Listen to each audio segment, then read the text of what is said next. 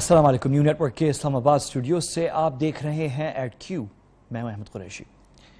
بات میں نے آج بجٹ پہ کرنی ہے، لیکن آغاز کرتا ہوں کشمیر سے۔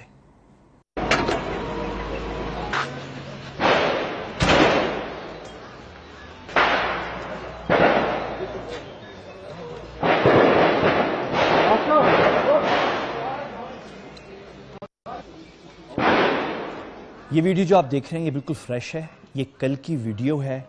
بھارت کی قابض فوج، میں نے طنز کیا تھا جب میں نے ویڈیو مجھے ریسیو ہوئی، مقبوضہ کشمیر سے مجھے ڈائریکٹ ملی تھی، اور میں نے اسی وقت جو ہے آج ہی دن میں جو ملی مجھے، یہ کل شام کی ہے، کل دوپہر اور شام کی ہے۔ جیسے مجھے ریسیو ہوئی میں نے اس سے ٹویٹر پہ لگائی، اور ساتھ ہی میں نے انگریزی میں لکھا یہ بھارت کی فوج ہے جو کشمیر میں جمہوریت اور فریڈم اور ڈیموکریسی جو ہے وہ پھیلا رہی ہے۔ کیونکہ عام طور پہ ایک تنقید جب امریکی فوج پہ ہوتی ہے کہ کیا کر رہے ہیں عراق میں، افغانستان میں، تو طنز یہ ہوتا ہے کہ وہاں پہ جمہوریت پھیلا رہے ہیں۔ تو یہ انڈیا کی فوج ہے جو کشمیر میں جو ہے بڑے کام کر رہی ہے۔ کام کیا کر رہی ہے؟ کل 8 کشمیری نوجوانوں کو، پیسفل پروٹیسٹرز جو تھے، یہ جو آپ فائرنگ دیکھ رہے ہیں اس میں قتل کیے گئے، یہ چھاپے مارے گئے ہیں مختلف ولیجز کے اوپر، اور 8 کشمیری نوجوان جو ہیں وہ شہید ہوئے ہیں۔ ان کو ہم سیلیوٹ کرتے ہیں، خراج تحسین پیش کرتے ہیں۔ یہ میں نے آغاز پروگرام کا اس چیز سے کرنا تھا، اس پہ تفصیل سے جو ہے ہم کل کے پروگرام میں بات کریں گے۔ ابھی ذرا میں ایک اور اہم ایشو ہے اس کی طرف جانا چاہ رہا ہوں، اور وہ ہے بجٹ۔ بجٹ جو ہے اس کا براہ راست تعلق ہے قومی سلامتی سے۔ مجھے پتہ ہے کہ آپ میں سے بہت سے ایسے لوگ ہیں میری طرح جن کو بجٹ میں کوئی دلچسپی نہیں ہے، اور اس کی وجوہات بہت سمپل ہیں۔ اتنی مشکل بجٹ جو ہے کون سمجھے؟ آج مجھے میرے پروڈیوسرز نے جو ہے کوئی 50-60 صفحوں کی یہ بجٹ جو ہے مجھے بھی سینڈ کی۔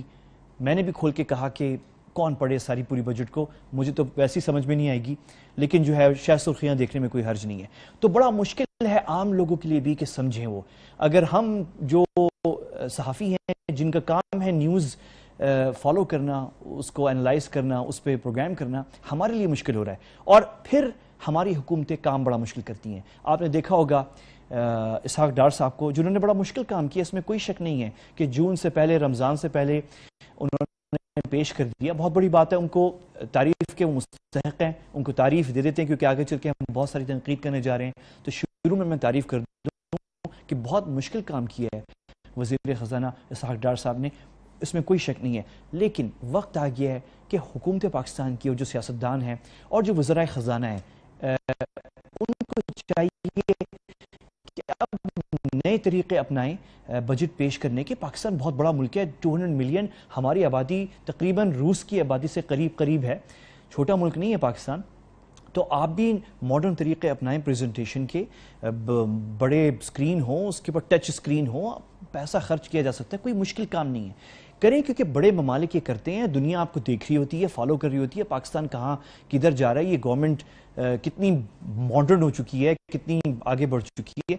تو یہ ضروری ہے۔ اچھا، یہ میں اس لیے نہیں کہہ رہا صرف کہ ہم نے دنیا کو دکھانا ہے، بلکہ تاکہ ہمیں بھی سمجھنے میں آسانی ہو، کیونکہ جس طریقے سے ابھی آپ نے دیکھا، جس طریقے سے اسحاق ڈار صاحب پریزنٹیشن کر رہے تھے پارلیمنٹ میں کھڑے ہو کے، جیسے اسکول کے اندر کوئی کھڑے ہو کے اپنا ہوم ورک جو ہے وہ جلدی سے صرف سنانا ہے، اور جلدی سے وہ ایک لفظ کے بعد دوسرا لفظ اور ایک جملے کے بعد دوسرا جملہ، کسی کو سمجھ میں نہیں آ رہا تھا۔ دوسری بات یہ ہے کہ قومی بجٹ پر الیکشن نہیں لڑنا چاہیے، لیکن انفارچونیٹلی موجودہ حکومت جو ہے وہ یہی کر رہی ہے کہ قومی بجٹ پر انتخابات لڑ رہی ہے۔ یہ بجٹ جو ہے انتخابات کو مد نظر رکھ کے بنائی گئی ہے، اس میں کچھ نہیں پتا کہ پیسے کہاں سے آنے ہیں۔ بڑا قرضہ، پاکستان کی تاریخ کا ایک بہت بڑا قرضہ جو ہے اس بجٹ کے بلبوتے جو ہے وہ آگے لینے جا رہے ہیں۔ انفارچونیٹ بات ہے یہ، اور اس کے بعد پھر ناانصافی برقرار ہے۔ 6 لاکھ روپے اضافہ ہوا ہے صدر پاکستان کی تنخواہ کے اندر، جبکہ ایک عام جو منیمم ویج ہے ایک عام پاکستانی کی، اس میں 1000 روپے، 6 لاکھ صدر پاکستان کے لیے، اور 1000 روپے کا اضافہ جو ہے محض ایک عام پاکستانی کے لیے۔ پھر جو سب سے ایک اور بھی بہت اہم بات ہے، وہ اشرافیہ پاکستان کی جو بڑے زمیندار ہیں اور شوگر ملز کے مالکان ہیں، مطلب آپ کا تمام پارلیمنٹ، تمام سب تو نہیں لیکن یعنی کہ ایک بڑی اس میں تعداد ہے ان اشرافیہ کی جو زمیندار ہیں اور جو شوگر ملز کے مالکان ہیں، اور وہ نون لیگ میں بھی ہیں، تحریک انصاف میں بھی ہیں، پیپلز پارٹی میں بھی ہیں۔ ان کے مزے ہیں، ان کو بہت فیسلٹیز دی گئی ہیں، ان کو ٹیکسز میں کمی ہے، ٹیکسز میں نے اور آپ نے زیادہ پے کرنے ہیں، غریب پاکستانی پے کرنے ہیں. اس طبقے کی بہت عیاشیاں ہیں. یہ طبقہ جو پارلیمنٹ میں جو حکمراں طبقہ ہے بیسیکلی، چاہے وہ نون لیگ میں ہو، چاہے وہ پیپلز پارٹی میں ہو، چاہے وہ تحریک انصاف میں ہو.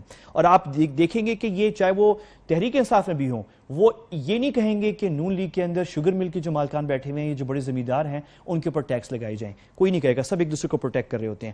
اور آخر میں جو ہے بہت اہم بات ہے، جو بہت ہی خطرناک ہے، جس پہ آج ہم بات کرنے جا رہے ہیں، کہ اس بجٹ کے اندر جو ہے بھارت کی موجیں ہے. پاکستان کا تمام جو اشتہارات کی جو ایڈورٹائزنگ انڈسٹری ہے وہ انڈیا کے حوالے کر دی گئی ہے، اور اب آپ کی اور میری پھل و سبزی وہ بھی بھارت کے حوالے کی جا رہی ہے. کیسے؟ یہ ہم بات کرتے ہیں تھوڑی دیر میں، وقفے کے بعد. آپ نے میرے ساتھ رہنا ہے.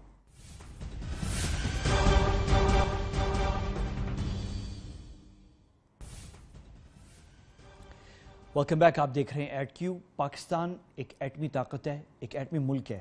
اس ایٹمی ملک کی معیشت کا دار و مدار جو ہے، جو اہم جزو ہے اس معیشت کا، وہ ایگریکلچر ہے. ہم زرعی ملک ہیں، ایگریکلچرل کنٹری ہیں. اب آپ کو حیرانگی ہوگی یہ سن کر کہ اول نمبر 1 ہمارے ہاں جس چیز پر پوری معیشت کا انحصار ہے اسے آہستہ آہستہ گرایا جا رہا ہے. زراعت کو، ایگریکلچر کو ختم کیا جا رہا ہے، بہت دھیمے انداز میں کیا جا رہا ہے. یہ تو ایک بذات خود بڑی الارمنگ بات ہے، لیکن اس کے ساتھ جو بات ہے جسے آپ سن کر مزید حیران ہوں گے وہ یہ ہے کہ یہ اب جو نظر آ رہا ہے، اب جو بجٹ آئی ہے 2017، اس سے پتہ چل رہا ہے کہ یہ بھارت کے مفاد میں کیا جا رہا ہے. پاکستان کی سبزی، پاکستان کے پھل یہاں ختم ہوں تاکہ بھارت کے پھل اور سبزی جو ہے یہاں بک سکے.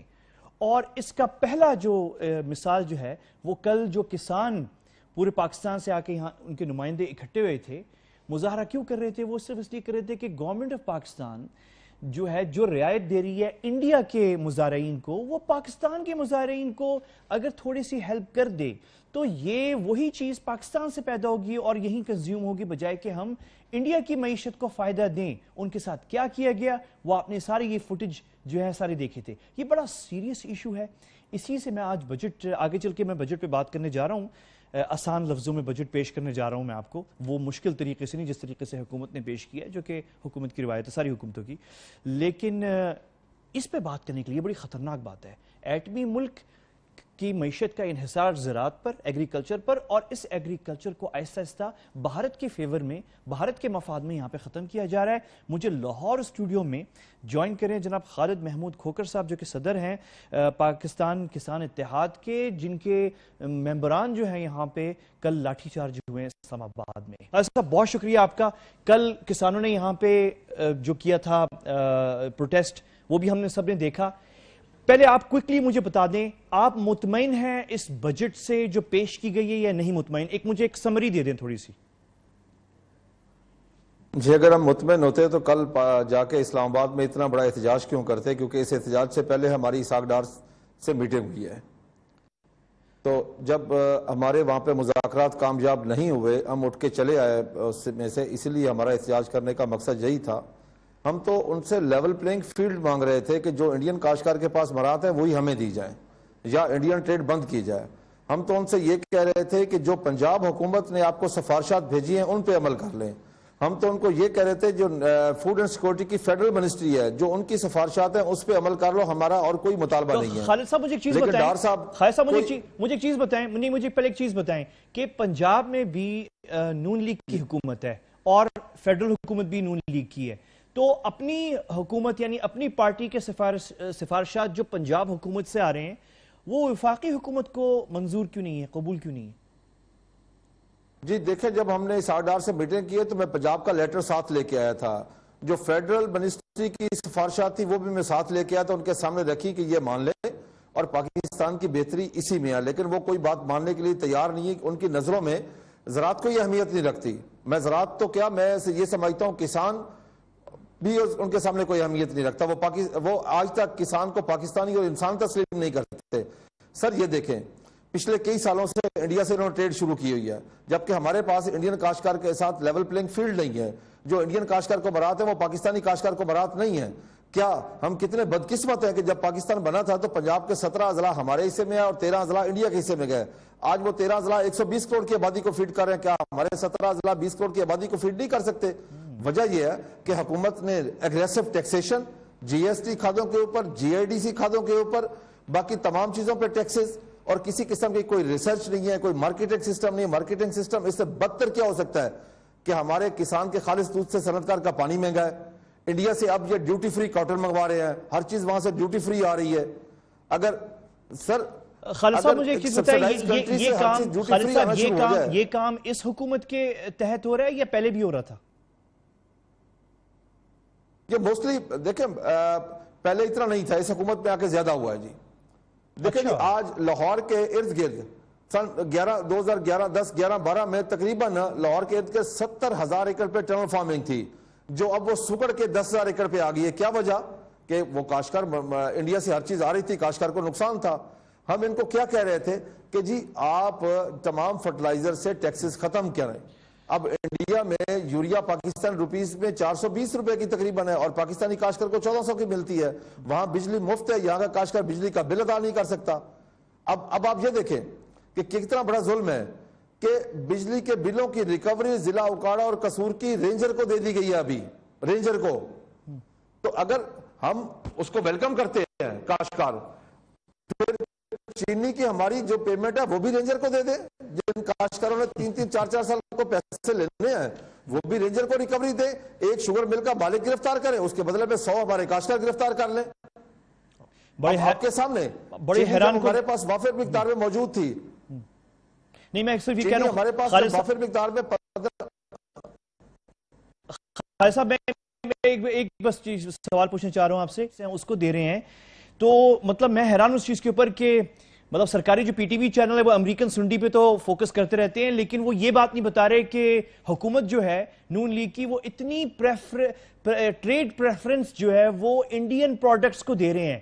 تو یہ مطلب اس کی وجہ کیا ہے؟ یعنی آپ اسحاق ڈار صاحب سے ملے ہیں، انہوں نے کیا آپ سے یہ کہا ہے کہ نہیں خالد محمود صاحب ہماری پالیسی یہ ہے کہ ہم نے جو انڈین پروڈکٹس ہیں ایگریکلچرل، کاٹن، جو بھی ان کی فروٹس، ان کی سبزی جو آ رہی ہے اس کو ہم نے پریفرنس دینی، ہم نے کوئی فیصلہ لیا ہے؟ یہ بات کسی نے گورنمنٹ سے میں آپ کو فگر بتاتا ہوں. میں نے 92 میں کاشتکاری شروع کی تھی. 92 میں ہماری جو کاٹن پروڈکشن تھی وہ 1 کروڑ 28 لاکھ بیل تھی پاکستان کی. انڈیا کی 1 کروڑ 10 تھی. آج پاکستان کی جو پروڈکشن ہے وہ 1 کروڑ ہے. ہم نے کاٹن بیل کا 30 سے 40 کلو وزن بھی کم کر لیا ہے اور انڈیا کی 1 کروڑ 10 سے 4 کروڑ پہ چلے گئے ہیں. وجہ کیا ہے کہ انڈیا میں زراعت کو ترجیحات میں شامل کیا گیا ہے. پوری دنیا 2030 تک انہوں نے فرسٹ پرائرٹی کو رکھ دیا فوڈ سیکورٹی کو، لیکن پاکستان میں ایسا نہیں ہے. آج میں دکھ کے ساتھ کہتا ہوں کہ ہمارے جو شہری بھائی ہیں ان کو نہ خالص دودھ مل رہا ہے، نہ ان کو پاک اور صاف سبزی مل رہی ہے، ان کو ہر چیز مہنگی مل رہی ہے کیونکہ ہماری کاسٹ آف پروڈکشن بہت زیادہ ہے. ہماری حکومت سے یہ گزارش ہے، بار بار ہم گزارش کر رہے ہیں کہ خدا کے لیے کاسٹ آف پروڈکشن کو کم کریں جیسی باقی دنیا میں ہے. باقی دنیا سبسیڈائز کرتی ہے، یہاں پہ ٹیکس لگاتے ہیں. پھر اگر ہم کیا یہ کاسٹ آف پروڈکشن خالد محمود صاحب کیا یہ کاسٹ آف پروڈکشن جان بوجھ کر بڑھائی گئی ہے اور آپ پر بوجھ بنا دیے گئے اسے تاکہ انڈیا سے چیزیں آئیں؟ یہ جان بوجھ کے ہوا ہے؟ میں تو یہی سمجھتا ہوں. دیکھیں میری ایک بات سنیں قریشی صاحب، کل ہمارے پرامن احتجاج کو کس کے حکم پر وہاں لاٹھی چارج ہوا ہے؟ شیلنگ ہوئی ہے، گولیاں برسائی گئی ہے ربڑ کی، واٹر کینے آگے پانی پھینکا گیا کاشتکاروں کو. کس کے حکم پر یہ کچھ ہوا ہے؟ پاکستانی ایک مظلوم کاشتکار، ایک وہاں پہ سارے غریب کاشتکار گئے ہوئے تھے، کوئی اس میں بڑا ذمہ دار کوئی جاگیردار نہیں تھا. میں خود چند ایکڑوں کا مالک ہوں. کس کے حکم پہ یہ سارا کچھ کیا گیا؟ کیا یہ ظلم نہیں ہے؟ کیا یہ احتجاج کرنا سنت نواز شریف نہیں ہے؟ کیا یہ میاں نواز شریف صاحب خود ایک وقت میں احتجاج نہیں کرتے رہے؟ کیا میاں نواز شریف جن لوگوں کے ووٹوں سے آج وزیر اعظم پاکستان بنے بیٹھے ہیں وہ ان لوگوں کو وہاں پہ کھانا کھلانے کی بجائے، پانی پلانے کی بجائے ان پہ گولیاں چلانے کا حکم دیتے ہیں، ان پہ لاٹھی چارج کرنے کا حکم دیتے ہیں، ان پر شیلنگ کرنے کا حکم دیتے ہیں؟ پھر ان کو گرفتار کیا گیا. اور سب سے بڑی شرم کی بات یہ ہے سر کہ دن کو جو لوگ 11 بجے گرفتار ہوئے ہیں، رات کو 1 بجے تک جب رہا ان کو ایک گلاس پانی نہیں پلایا گیا. اس سے بڑا ظلم کیا ہو سکتا ہے؟ کیا وہ یزید کا دور یاد نہیں آ گیا لوگوں کو کہ جو اس دور میں مسلمانوں کے ساتھ جو کچھ ہوا تھا، کل وہی ان کاشتکار مظلوم کاشتکاروں کے ساتھ وہی کچھ نہیں ہوا؟ کتنی بڑی زیادتی ہے۔ جنگ کے ہمارے کاشتکار، اس کا نام سرور ہے، جس کو بازو میں گولی ماری گئی ہے سر، آج وہ اس کا جنگ میں آپریشن ہو رہا ہے اس وقت۔ اس سے بڑا اور کیا ظلم ہو سکتا ہے؟ کیا اس حکومت نے ان کاشتکاروں نے کیا تھا وہاں پہ؟ سر انہوں نے ایک پتا توڑا ہو، انہوں نے کوئی ایسا کام کیا تو پھر تو جو مرضی ہوتا۔ وہ تو پر امن کھڑے تھے، پر امن بات کر رہے تھے، وہ کیا کہہ رہے تھے؟ آئے مل کے پاکستان کی بہتری کریں، آئے مل کے اپنے شہریوں کو سستی چیزیں فراہم کریں، خالص چیزیں فراہم کریں، ان کے لیے کوئی ایسی اسکیم لائیں، بجٹ میں کاسٹ آف پروڈکشن کو کم کریں۔ خالد محمود صاحب، لیکن انہوں نے یہ سننے کی بجائے، خالد محمود صاحب، اسحاق ڈار صاحب سے جو ملاقات ہوئی تو انہوں نے کیا کہا آپ سے؟ انہوں نے کیا کہا کہ ہمارے اوپر کوئی مجبوری ہے کہ ہم نے آپ کے کاسٹ آف پروڈکشن بڑی رکھنی ہے تاکہ انڈیا سے پروڈیوس، مطلب میں تو یہ امیجن نہیں کر سکتا کہ اسحاق ڈار صاحب آپ سے یہ کہیں گے۔ انہوں نے کچھ اور کہا ہوگا آپ سے، کیا کہا انہوں نے؟ دیکھیں جی، انہوں نے اس کے علاوہ نہیں ہم نے زراعت کو بہت بہتر کر دیا، بہت بہتر کر دیا، بہت بہتر کر دیا۔ میں نے کہا جی میرے ساتھ بات کریں فگر کی، آپ نے کیا دیا ہے؟ میں آپ کو عرض کر دوں، 2009-10 میں ہمیں ڈی اے پی کی بوری پہ 2200 روپے سبسڈی تھی۔ آج پچھلے سال میں جو اس سال پچھلا گزرا ہے، سبسڈی 300 روپے تھی اور اس پہ ٹیکس تھا 525 روپے۔ ہمیں 5 روپے بھیگ دے کے 7 روپے ہم سے واپس لے رہے تھے۔ یہ کہاں کا انصاف ہے؟ سبسڈی کہاں سے کہاں انہوں نے پہنچا دی۔ کل بجٹ میں کیا کام کیا کہ جی ہم ٹیکس ختم کر رہے ہیں، ساتھ سبسڈی ختم کر دی۔ یعنی 1 روپے کا کاشتکار کو کھاد سستی نہیں ہوئی۔ مجھے یہ بتائیں کہ ڈی اے پی کتنے کی تھی، اب کتنے کی کر دی؟ یوریا کتنے کی تھی، اب کتنے کی کر دی تھی؟ پوٹاش کتنے کی تھی، اب کتنے کی کر دی؟ مجھے 1 روپے کا فائدہ دکھا دے کاشتکار کو، صرف اشتہاروں میں اور جھوٹ بولنا، پھر اسمبلی میں کھڑے کوئی غلط بیانی کرنا کہ ہم نے اچھا خالد محمود صاحب، میرے پاس ایک منٹ اور ہے، مجھے خالد محمود صاحب یہ بتائیں کہ یہ ساری باتیں بڑی سیریس باتیں ہیں، یہ ساری باتیں آپ باقی سیاسی جماعتیں اور جو سٹینڈنگ کمیٹیز ہیں پارلیمنٹ کی اور سینٹ کی، وہاں پہ یہ باتیں آپ لوگ کیوں نہیں لے کر جا رہے؟ مطلب آپ کا، یہ تو بہت بڑی باتیں ہیں، میں تو حیران ہوں آپ کی بات سن کے کہ وہ سرور صاحب جو ہیں جن کا اس وقت آپریشن جنگ میں ہو رہا ہے۔ پارلیمنٹ کے بارے 2015 میں احتجاج کیا تھا لاہور بھی۔ اب میں آخری میسج دینا چاہتا ہوں جی، میں آخری میسج، اگر اس بجٹ میں فوری طور پہ ترمیم کر کے ہمارے مطالبات نہ مانے گئے تو پھر ہم ملکی لیول پہ ایک تحریک چلائیں گے کسانوں کے لیے، جو بہت بڑی تحریک ہوگی اور حکومت کو وہ تحریک مشکلات میں ڈال دے گی۔ ہم مطالبہ کیا کر رہے ہیں؟ جو پنجاب حکومت نے سفارشات بھیجی ہیں اس پہ عمل کر لیں۔ جو نیشنل فوڈ اینڈ سیکورٹی کی منسٹری ہے، جو حکومت کی اپنی منسٹری ہے، حکومت پاکستان کی منسٹری ہے سکندر محسن صاحب کی، اس کی جو سفارشات ہیں اس پہ عمل کر لیں، ہم راضی ہیں۔ اگر ان چیزوں پہ عمل نہ ہوا، ہمارے مطالبات نہ مانے گئے تو ہم ملک کی احتجاج کریں گے، اور ایسا احتجاج ہوگا جو دنیا یاد رکھے گی۔ پھر یہ گولیاں برسائیں، جو مرضی کریں، لاٹھی چارج کریں، شیلنگ کریں، ہمیں اس چیز کی کوئی پرواہ نہیں اور ہوگی۔ ہم بھی اس چیز کو دیکھیں گے، اور ہم بھی اس چیز کو دیکھیں گے، اور آپ کے اسلام آباد میں کسانوں کے اوپر ہم بھی اس چیز کو فالو کریں گے۔ اگر اسلام آباد میں کسانوں پہ یہ ہوگا، اگر اسلام آباد میں کسانوں پہ یہ ہوگا تو پھر وزیر اعظم پاکستان میاں نواز شریف بھی پاکستان کے کسی شہر میں جا کے جلسہ نہیں کر سکیں گے۔ یہ کسان اس کو نہیں کرنے دیں گے کسی صورت میں بھی، کیونکہ ہم بہت شکریہ آپ کا، بہت شکریہ آپ کا خالد محمود صاحب، بہت شکریہ آپ کا۔ اب آسان بجٹ سادہ لوح عوام کے لیے، وقفے کے بعد آپ نے میرے ساتھ رہنا ہے۔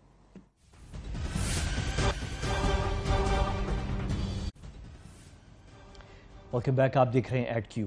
بجٹ جو ہے وہ ایک بہت نیشنل امپورٹنس کی چیز ہے، اس پہ سیاست نہیں ہونی چاہیے، لیکن انفارچونیٹلی ہو یہ رہا ہے کہ حکومت جو ہے وہ، جیسے میں نے آپ کو کل بتایا تھا کہ حکومت جو ہے وہ بھی کچھ غلط بیانی کر رہی ہے اور اپوزیشن پارٹیاں بھی کر رہی ہیں۔ گورنمنٹ جو ہے وہ اپنی اچھی کارکردگی اور کم پرائسز دکھانے کے لیے آپ کو بہاولپور کی پرائسز کوٹ کر دیتی ہے، اور اپوزیشن جو ہے میکسمم حکومت کو امبیرس کرنے کے لیے وہ اسلام آباد جو کہ وفاقی دارالحکومت ہے، سب سے مہنگی جو پرائسز یہاں ہوتی ہیں تو یہاں کی پرائسز وہ کوٹ کر دیتی ہے۔ کون؟ اپوزیشن، ایک دوسرے کو پوائنٹ سکورنگ۔ لیکن مجھے اور آپ کو ایک پاکستانی سٹیزن ہونے کے ناطے ہمیں سمجھنا ہے کہ یہ پولیٹیسائز نہیں ہونی چاہیے، اور ہمیں سمجھنا ہے کہ واقعی کیا ہو رہا ہے اس میں۔ لیکن نہ میں ایکسپرٹ ہوں بجٹ کا، نہ آپ ہیں، لیکن ہمیں سمجھنا یہ ضروری ہے، ایک شہری ہونے کے ناطے جو بیسک چیزیں ہیں وہ ہمیں سمجھنی چاہیے کہ کیا ہو رہا ہے، ایک اچھے شہری ہونے کے ناطے، تاکہ ہمیں پتہ ہو کہ ہماری حکومت کیا کر رہی ہے، تاکہ ہم ان کو اکاؤنٹیبل رکھ سکیں انہیں۔ تو اس کام کے لیے میں نے یہاں پہ وہ جو ایک عام طور پہ وہ چکن فائٹ جو ہو رہی ہوتی ہیں چینلز کے اوپر، ہم نے وہ نہیں کرنی۔ میں خود ایک ذمہ دار شخص، ایک شہری ہوں، اور میرے ساتھ جو مہمان ہیں ایک بہت اچھے مہمان ہیں، ہمارے ساتھ جو ہیں وہ مبارک زیب خان صاحب ہیں جو کہ پولیٹیکل اکانومسٹ ہیں، صحافی ہیں، اور آپ کے ماشاءاللہ جو تجزیے ہیں جو ڈان اخبار میں پبلش ہو رہے ہیں وہ میں بھی پڑھ رہا ہوں. آج کی جو آپ نے رپورٹ شائع کی ہے، آپ میں سے وہ لوگ جنہوں نے نہیں دیکھی وہ ڈان کے اخبار میں دیکھ لیجیے گا، یا ہم اپنے @Q فیس بک پیج جو ہے اس پہ شیئر کر رہے ہیں جس طریقے سے آپ نے سمپلیفائی کیا ہے مبارک صاحب. لیکن اس سے پہلے میں آپ سے ایک بات سوال پوچھنا چاہ رہا ہوں ویری کلیئرلی. حکومت کے لیے بہت زبردست بجٹ ہے، اپوزیشن کہہ رہی ہے بالکل اچھی نہیں ہے، حقیقت کیا ہے بیچ میں؟ سمری ایک آپ کی طرف سے. میرے خیال میں مسئلہ یہ ہے کہ ایک بجٹ جو ہوتا ہے اس کی جو لوگ ہوتے ہیں ان کی ایکسپیکٹیشنز الگ الگ ہوتے ہیں. یہ مشکل ہوتا ہے کہ آپ یہ کہیں کہ ایک بجٹ آئے گا وہ سارے لوگوں کو ان کی کنسرنز کو، ان کی خواہشات کو پوری طرح وہ اس میں سے ایڈریس کر سکیں گے، اس کو چیزیں پوری اتریں گے. ایک عام آدمی کو کیا چیزیں چاہیے ہوتی ہے؟ اگر ہم عام آدمی کی بات کرتے ہیں تو عام آدمی کو چاہیے ہوتا ہے کہ اس کو بجلی سستے ملے. خیر یہاں اس ملک میں تو بجلی آتی کم ہی ہے تو اس پہ ہم کیا بات کریں گے. دوسری چیز ان کو چاہیے کہ اس پہ ٹرانسپورٹ کا کرایہ کم ہو، یعنی پیٹرول وغیرہ کی قیمتیں کم ہو، تو وہ بھی اس بجٹ کے ساتھ اس کا کوئی تعلق نہیں ہے. وہ ہر مہینے ایک زمانہ ہوتا تھا کہ لوگوں کو پورے سال انتظار کرنا پڑتا تھا کہ ٹرانسپورٹ کو یعنی پیٹرول کے پرائسز کو آگے پیچھے سال میں ایک ہی مرتبہ کیا جاتا تھا، گورنمنٹ سبسڈی دیتے تھے تو اس کا ایک امپیکٹ، سوشل امپیکٹ رہتا تھا لوگوں کے اوپر، لوگ انتظار کرتے تھے. وہ تو انہوں نے ختم کر دیا. تو اب ہر مہینے اور بلکہ 15 دنوں کے بعد یہ عوام کے اوپر یہ بم پھینکا جاتا ہے. جس طریقے سے بھی اوپر نیچے کا وہ کتنا ٹرانسپیرنٹ ہے وہ سب کے سامنے ہے. تیسرا جو ایشو ہوتا ہے وہ آپ کی قیمتوں کا ہوتا ہے کہ لوگ یہ سمجھتے ہیں کہ آپ کی جو کنزیومیبل آئٹمز ہے اس کے اوپر یہ جو ڈیوٹیاں آگے پیچھے کرے اور پھر اس پہ انفورسمنٹ کرائے تاکہ لوگوں کو چیزیں سستے ملیں. تو یہ ساری چیزیں ایسی ہوتی ہیں کہ جس کا جو ٹارگٹ ہے یعنی جو لوگ ہیں وہ بہت زیادہ ہوتے ہیں، نمبرز ان کا زیادہ ہوتا ہے. تو اس بجٹ کو دیکھ لے تو اس میں سے ان لوگوں کے لیے اس حوالے سے کوئی ایسی کوئی چیز نہیں ہے. تو یہ جو اچھی چیزیں ہیں جو کہا جا رہا ہے کہ اب ہم یہ کرنے جا رہے ہیں، کسانوں کے لیے 600 ارب روپے کے آسان قرضے دیے جائیں گے، یعنی اس کا حجم بڑھا رہے ہیں، 1001 ارب روپے کیا جا رہا ہے، زرعی قرضوں کا حجم جو ہے ترقیات حجم کے برابر رکھا جائے گا. دیکھو یہ ساری چیزیں ایسی ہوتی ہیں نا، یہ اچھا کسٹم ڈیوٹی سیلز ٹیکس زرعی مشینری پہ ختم کیا جا رہا ہے. یہ جو زرعی مشینری پہ آپ کسٹم ڈیوٹی اور سیلز ٹیکس جو آپ ریڈیوس کرتے ہیں، مسئلہ یہ ہے کہ آپ کا ان پٹ کاسٹ آلریڈی بہت زیادہ ہے. آپ کا ایک فارمر جو ہے بیچارہ، وہ فارمر جو ہے آپ کبھی جا کے یہ جو چیزیں ہوتی ہیں یہ بڑے لوگوں کے لیے ہوتی، بڑے ذمہ داروں کے لیے ہوتے. آپ ان گورنمنٹ والوں سے جب بھی مانگتے ہیں، جب بھی ہم پوچھتے کہ ہمیں ذرا یہ جو آپ لوگوں کا جو کریڈٹ کی آپ بات کرتے کہ اتنے پیسے ہم نے لون دے دیے، یہ بڑھ گیا تعداد، لیکن جب آپ ان سے پوچھتے کہ ذرا اس کا ہمیں ڈیٹا دے دے تاکہ ہمیں پتہ چلے کہ کن کے پاس چلا گیا ہے. ہوتا یہ ہے کہ جب یہ فیسلٹیز آتی ہیں، جیسے کہ یہ پولٹری کا ڈول بجا رہے ہیں کہ پولٹری والوں کے اوپر ہم نے ان کے انسپیکٹ کر، تو وہ پولٹری کی جو پولیٹیکل فیملی ہے جو کہ آج بھی یہ سوال اٹھایا گیا، اس در بار بار پوچھا گیا کہ کیا یہ حمزہ شہباز شریف کے بزنس کو بڑھانے کے لیے ان پہ یہ ڈیوٹی کم کر دی گئی. وہ جو جھوٹے وعدے انہوں نے لاسٹ ایئر پولٹری والوں نے کیے تھے کہ ہم مرغی کی قیمت برقرار رکھیں گے، وہ انہوں نے نہیں کیا تھا. کہنے کا مقصد یہ ہوتا ہے طریقہ کار کیا ہوا ہے، واردات کا طریقہ ان لوگوں کا یہ ہے کہ یہ ایک ٹارگیٹڈ انسینٹیوز لے کر آتے ہیں، ٹیکس میں ریلیف دیتے ہیں. وہ کہتے تو ہیں، اس پہ آپ شک نہیں کر سکتے، ٹیکنیکلی وہ صحیح کہتے ہیں کہ ہم نے ان چیزوں پہ ڈیوٹی، لیکن ان کے جو بینیفیشریز ہوتے ہیں وہ ٹارگیٹڈ لوگ ہوتے ہیں. ایک اور سوال مبارک صاحب، مجھے یہ بتائیں کہ یہ جو کل کسان یہاں پہ پروٹیسٹ کر رہے تھے، ان کا پروٹیسٹ بہت سمپل تھا. وہ کہتے ہیں ہم پاکستانی کسان ہیں، ہم پیداوار کر رہے ہیں، لیکن یہ پیداوار آپ ہمارے لیے مشکل کر رہے ہیں.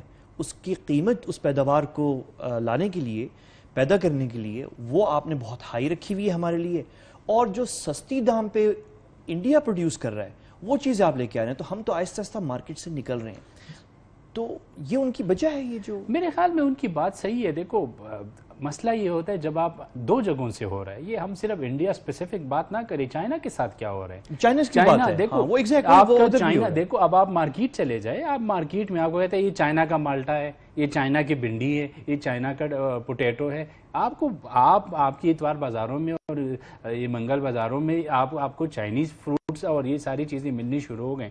مسئلہ یہ ہے کہ چائنا جو ہے وہ بھی ایک بڑا میجر تھریٹ ہے. آپ نے چائنا کے لیے بارڈرز کھولے ہوئے ہیں, آپ نے ایک نوٹوریس فری ٹریڈ ایگریمنٹ کیا ہوا ہے چائنا کے ساتھ. دنیا میں لوگ ان سے تنگ ہیں, دنیا میں انڈسٹریز بند ہو رہے ہیں, آپ کے ملک میں انڈسٹریز بند ہو رہے ہیں. کبھی یہ لوگ ان کو یہ بتانا پسند فرمائیں گے ان 4 سالوں میں 4.5 سالوں میں کتنی انڈسٹریز بند ہو گئے؟ بہت سارے ہو گئے. پنجاب میں ہو گئے, سندھ میں ہو گئے, پختونخوا میں ہو گئے, بلوچستان میں یہ کیوں بند ہو رہے؟ اس لیے کہ ان لوگوں کی کاسٹ آف پروڈکشن یعنی ان کی ان پٹ کاسٹ بہت زیادہ بڑھ گئی.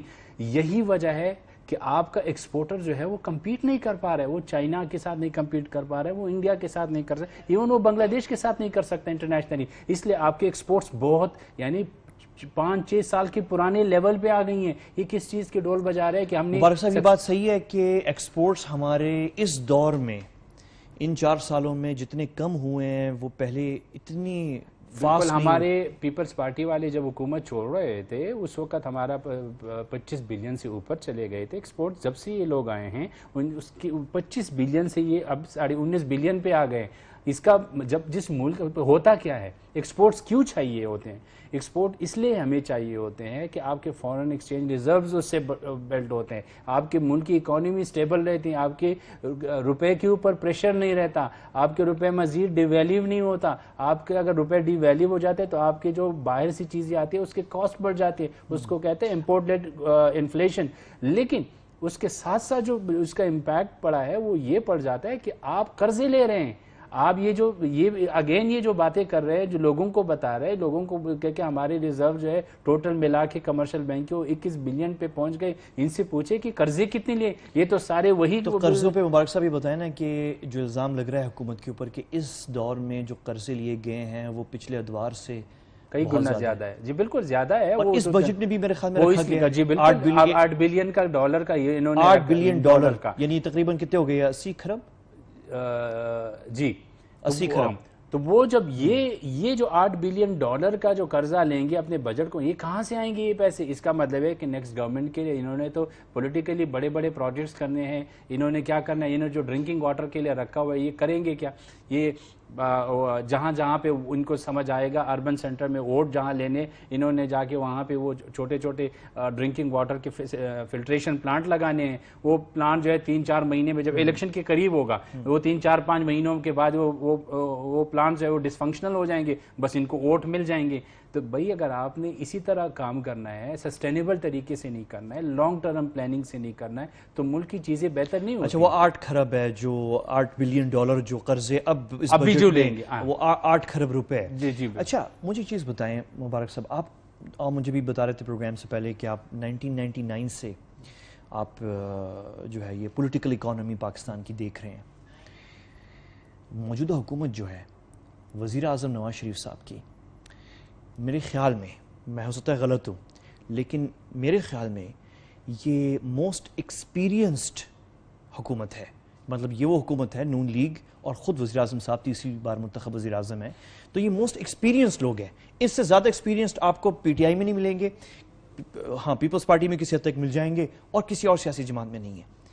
تو اتنے تجربہ کار لوگ جو ہیں وہ یہ اس قسم کی پلاننگ جو ہے, جو محدود الیکشن کو بس مد نظر رکھتے ہوئے اگلی حکومت پہ اتنا بڑا بوجھ ڈالتے ہوئے کیوں کر رہے ہیں؟ ایک تو یہ سوال ہے, اور دوسرا سوال یہ ہے کہ یہ جو 8 کھرب روپے کا اس بجٹ میں قرضہ لینے جا رہے ہیں, یہ قرضہ ضروری تھا لینا؟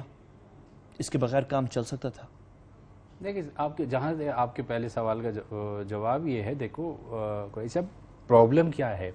پرابلم یہ ہے کہ جب آپ ایک چارٹرڈ اکاؤنٹنٹ کو ایک فائنینس منسٹری حوالہ کریں گے, ایک چارٹرڈ اکاؤنٹنٹ جو ہوتا ہے وہ فائنینشیل مینیجر نہیں ہے, وہ آپ کے اکاؤنٹس کو ٹھیک کر سکتا ہے, وہ اکانومسٹ نہیں ہوتا. آپ کو اکانومسٹ کی ضرورت ہے, آپ کو ایک کور اکانومسٹ کا گروپ ہونا چاہیے تھا. اسحاق ڈار پہ تحقیق جی بالکل, میں وہ از اے چارٹرڈ اکاؤنٹنٹ. اب ایک چارٹرڈ اکاؤنٹنٹ اس کو تو یہ ہے کہ اس کے جیب سے اتنے پیسے نکلواؤ ود ہولڈنگ ٹیکسز. آپ کا پورا ملک تو ود ہولڈنگ ٹیکسز پہ چل رہے ہیں. یہ جو انہوں نے نیا ڈرامہ شروع کر دیا نان فائلر اور فائلر کا, یہ بیسیکلی یہ تو انسسٹینیبل طریقے ہیں, یہ کبھی بھی آپ کی اکانومی کو ٹک نہیں کریں گے. آپ نے بہت اچھی جگہ پہ آ گئے. میں نے آپ سے یہ اگلا سوال یہی پوچھنا ہے کہ ریونیو کیوں نہیں, وہ اس لیے میں آپ کو کہہ رہا ہوں کہ بیسیکلی یہ ببل ہے. دیکھو 4 سال پہلے جو چیزیں ہو گئی تھی، جہاں تک ہم پہنچ گئے تھے، وہ جو اتنے زیادہ فورن انفلوز آ گئے ہیں، اتنے سارے وہ تو سی پیک کے وہ جو سارے آ گئے، ہاں وہ جو سارے آ گئے تھے، تو اس سے ان کو جو پازیٹیو انڈیکیٹرز کچھ جگہوں پہ ملے ہیں بالکل ایگزیکٹلی، تو وہ اب ختم ہو جائیں گے. اب نیکسٹ جب آئیں گے تو وہ بیک ٹو اسکوئر ون. ہوتا کیا ہے، ہونا کیا چاہیے تھا؟ ہونا یہ چاہیے تھا کہ ان کو اکانومسٹ کو، پراپر اکانومسٹ کو انگیج کرنا چاہیے تھا. جو وہ پلاننگ کرتے ہیں، ان کے ایک ایک میجرز کا امپیکٹ ہوتا ہے. تب آپ کہہ سکتے ہیں کہ اس بجٹ کا امپیکٹ ہوتا ہے، تاکہ وہ جابس کریٹ کرے. ان کو پتا ہوتا ہے کہ یہ ہم میجرز لیں گے. کوئی ہمارے پاس وقت کوئی 3-4 منٹ ہے. وقت صاحب ایک اور چیز بتائیں، یہ کیا وجہ ہے کہ اس بجٹ میں دیکھ رہا تھا کہ اس میں بھی جو کل survey, economic survey of Pakistan launch کیا، تو اس میں یہ حکومت بھی ناکام رہی ٹیکس بیس کو انکریز کرنے میں. یعنی کہ مجھے اور آپ جیسے عام پاکستانی کو کنونس کرنے میں کہ آپ رجسٹر ہوں، فائلر بنیں اور ٹیکس جمع کرائیں. ابھی بھی جو ٹیکس فائلر جو بنے ہوئے ہیں وہ سیلریڈ کلاس ہے، میں اور آپ ہیں، اور جو غریب آدمی آپ کو میں ایک مزے کی بات بتاؤں. میں نے ابھی ریسنٹلی، پتہ نہیں آپ کی نظر سے گزرے، ڈان میں نے ایک سٹوری چھاپی تھی، اور اس میں بڑی الارمنگ سچویشن ہے. تقریباً کوئی 22,000 companies and association of person, دونوں ملا کے انہوں نے کسی نے سسٹم کا بائیکاٹ کر دیا. دے ور return filer in 2014, they were return filer in 2000. یہ چھوٹے ٹیکس پیئرز نہیں، یہ بڑے ٹیکس پیئرز ہیں. انہوں نے بائیکاٹ کر دیا، انہوں نے ٹیکس فائل کرنا چھوڑ دیا. 2016 میں وہ سسٹم سے نکل گئے. کیسے؟ انہوں نے ریٹرن نہیں جمع کی، انہوں نے ٹیکس نہیں دیا، نکل گئے. 22,000 لوگ. یہ ڈاکومنٹڈ ہے، یہ بہار کے پاس یہ ڈیٹا موجود ہے، یہ ڈاکومنٹڈ ہے. اب اس کے امپلیکیشن، یہ لوگ بزنس میں ہیں، لیکن انہوں نے آپ کے ٹیکس بیس سے نکل گئے، انہوں نے ریٹرن نہیں جمع کیا. اس کے امپلیکیشنز یہ ہے، دیکھو جس طریقے سے یہ پورا یہ پیناما کا پورا کمپین چلا، یہ پیناما کا ایک میسیجز جا رہے ہیں لوگوں کی طرف کہ بھئی بڑے بڑے لوگ جو ہے وہ ٹیکس نہیں دے رہے، بڑے بڑے لوگ جو ہے وہ بیٹھ گئے، تو ہم کیوں دیں؟ مطلب ایک امپیکٹ بن سکتا ہے کہ بھئی پورا میڈیا ایک وہ چل رہا ہے، پورا کورٹ میں ٹرائل چل پڑا، تو اس کا کہیں نہ کہیں تو امپیکٹ ہوگا، لوگوں کے اوپر اثر ہوگا. تو کہنے کا مطلب یہ ہے کہ آپ کا انفورسمنٹ بہت زیادہ ویک ہے. تو یہاں پہ 5 سال پہلے ایک سیکنڈ، یہ جو آپ کی تمام جو پولیٹیکل ایلیٹ ہے، اور جس کے اندر نون لیگ بھی ہے، اس میں پی ٹی آئی بھی ہے، اس میں پیپلز پارٹی میں بھی ہے، اس میں دوسری سیاسی جماعتوں میں بھی ہے، لیکن یہ 3 بڑی سیاسی پالیسیز کہاں بنتی ہے؟ نہیں پالیسی کو چھوڑے. نہیں سر، پالیسیز کہاں بنتی ہے؟ کہاں بنتی؟ آپ سے پوچھ رہا ہوں سر. پارلیمنٹ میں کون بیٹھے ہوتے ہیں؟ یہی لوگ پولیٹیکل ایلیٹس بنتے ہوتے ہیں. تو کیا یہ ایسی پالیسی بنائیں گے جو ان کے اوپر آئے گی؟ تو میں آپ سے یہی سوال پوچھنا چاہ رہا ہوں کہ چاہے وہ پی ٹی آئی ہو، چاہے وہ نون لیگ ہو، چاہے پیپلز پارٹی، کیا وہ جو بڑے زمیندار ہیں ان پہ جو ٹیکس لگنے چاہیے وہ لگائیں انہوں نے؟ نہیں لگائیں گے. اچھا ایک اور سوال ہے، یہی لوگ ہیں جو بڑے بڑے شوگر ملز کے اونر ہیں. جی بالکل ہے. وہ نون لیگ میں بھی ہیں، پی ٹی آئی میں بھی ہے، پیپلز پارٹی میں بھی ہے. آپ کو پتہ ہے ان لوگوں کو کیا بینیفٹ مل رہا ہے؟ ٹیکس پر کی منی جو ہے ان کو سبسڈی بھی دے رہے ہیں ان کے ایکسپورٹس کے اوپر، یعنی ڈبل مزے ان کی. سارے میجر بینیفیشریز ہیں. پیپلز پارٹی بھی بینیفیشری ہے، پی ایم ایل این بھی بینیفیشریز ہے، اور پی ٹی آئی کے بھی، جن کے بھی شوگر ملز ہے. یہ جو شوگر ایکسپورٹ ہو رہا ہے، اور ای سی سی کے جو یہ فیصلے ہوتے ہیں کہ اتنے 1000 ٹن جو ہے وہ ایکسپورٹ کرو سبسڈی، یہ میرے اور آپ کے ٹیکس پیئر کے پیسے ہیں، یہ ان کو سبسڈی مل رہی ہے. کس کھاتے میں دے رہے؟ یہی والی بات ہے کہ آپ کے پالیسیز پارلیمنٹ میں بنتی ہے. پارلیمنٹ میں یہی پولیٹیکل ایلیٹس بیٹھے ہوئے، یہی لوگوں کے نمائندے بیٹھے ہوئے، وہ ان کے انٹرسٹ کو پروموٹ اینڈ پروٹیکٹ کرتے. آپ کا سسٹم کا انفورسمنٹ اتنا ہی ویک ہے جو 4 سال پرانا تھا. مجھے 30 سیکنڈ میں سیکنڈ بات میں آپ کو بتاؤں. یہ لوگ جو کلیم کرتے ہیں کہ انہوں نے بہتری لائی، کیا بہتری لے آئی؟ آپ کے جو جتنی بھی انٹرپرائزز ہے، جس کو ہم اسٹیٹ اونڈ انٹرپرائزز کہتے ہیں، یعنی جو اسٹیٹ کے انڈر ہے، آپ کی ریلوے 400 سے زیادہ، اس میں سے جو ایک ترقی ہوئی ہے. آپ کا پی آئی او جو ہے وہ کون ایئر بن گیا ہے، جو اب استعمال ہو رہا ہے وہ ہیروئن. اور جی بالکل. پی آئی اے میں انہوں نے کیا کیا 4.5 سال میں؟ ریلوے میں کیا کیا انہوں نے؟ اسٹیل مل میں کیا کیا انہوں نے؟ باقی جو ان کے ادارے ہیں ان میں، یہ جو باقی ان کے ادارے ہیں، ان میں سے کیا؟ صرف کہنے کا مطلب ہے کہ بھئی جہاں پہ آپ کے لائبلٹیز جو تھے، جو پیسے ٹیکس پیئر کے خرچ ہو رہے تھے 4 سال پرانی، وہ ڈبل ہو گئے. آپ کی لائن لاسز، آپ جو لوگوں کے اوپر وہ ڈیسکوز ہے. ٹھیک ہے، میرا وقت بالکل ختم ہو رہا ہے. مجھے 30 سیکنڈ کے اندر کوئکلی، مشکل ہے 30 سیکنڈ میں ویسے، وہ کام جو حکومتیں اتنے بڑے بڑے ماشاءاللہ ہمارے تجربہ کار سیاستدان نہیں کر سکے، وہ میں آپ سے پوچھ رہا ہوں سوال کہ 30 سیکنڈ میں سمپل لفظوں میں آپ بتا سکتے ہیں کہ یہ ہمارا جو اکنامک سسٹم ہے یہ بہتر کیسے ہو سکتا ہے؟ یہ بجٹ بنانے کا طریقہ کار جو ہے اور یہ سب کچھ؟ میرے خیال میں یہ تبھی ٹھیک ہو سکتا ہے، جیسے میں نے کہا آپ اکانومسٹ کو انگیج کریں، پروفیشنل اکانومسٹ کو لگائیں. اکانومسٹ کو پتا ہوتا ہے کہ کیا کون سے ٹیکسز لگانے چاہیے، کون سے ٹیکسز نہیں لگانے چاہیے، کون سے فسکل پالیسیز میں یعنی آپ کی اس میں سے یہ پالیسیز لانی چاہیے. دیکھو دنیا میں ہوتا ہے، جب ریسیشن آیا تھا 2008 میں تو وہاں پہ اکانومسٹ بیٹھ گئے اور اس سے انہوں نے ریسیشن سے کیسے بیل آؤٹ کر دیا. صرف ہمیں جو ہمارے ہاں لیکن یہاں پہ یہ ہے، یہاں پہ ہم اکانومسٹ کو نہیں، یہاں پہ ہم اپنی خاندان کے لوگوں کو انگیج کرتے ہیں تاکہ وہ خاندانی مسئلہ رہے. تو آپ کو چاہیے اکانومسٹ، نہ آپ کو اگر آپ کو چارٹرڈ اکاؤنٹنٹ. بہت شکر گزار ہوں اور آپ سے پھر اس پہ ملاقات ہوگی. وقت بالکل ختم ہے. کل 8 بجے ملاقات ہوگی. آپ نے مجھے ضرور جوائن کرنا ہے. 2 دن ہم نے لگائے ہیں بجٹ کے اوپر. کل جو ہے ہم علاقائی صورتحال کو دیکھیں گے، اس پہ نظر ڈالیں گے. اور یہ جو ریاض مذاکرات ہوئے تھے پچھلے ہفتے، ہمارا پہلا اسی دن ہمارا پروگرام تھا. اس کے میرے خیال میں خطاب صدر ٹرمپ کے خطاب کے بعد ہی ہم نے اس پہ نظر ڈالی تھی. لیکن اس کے بعد جو کچھ ہوا ہے وہ کل اس پہ میں بات کرنے جا رہا ہوں. بہت انٹرسٹنگ ہوگا. کل ملاقات ہوتی ہے.